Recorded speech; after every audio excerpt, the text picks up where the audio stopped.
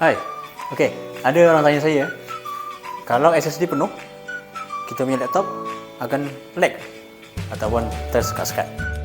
You serious? Jawapannya betul, ya. Sebab apa?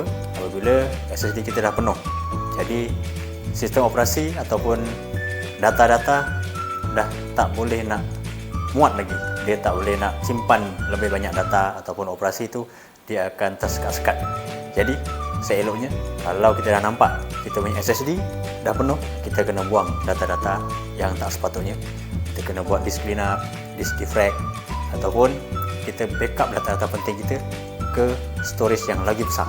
Sekarang ni macam-macam, kita boleh gunakan portable HDD, portable SSD, ataupun kita boleh upload ke Google Drive, OneDrive, dan kita boleh belilah apa macam Gmail ataupun Google Drive lah kan. Jadi kita boleh melanggan dengan Gmail untuk kita simpan data-data kita secara online. Jadi kalau data-data korang banyak sangat, pindah ke tempat lain. Kalau SSD dah penuh, mungkin nak upgrade SSD sekarang dah harga mahal. Jadi kita kena gunakan cara disk clean up lah.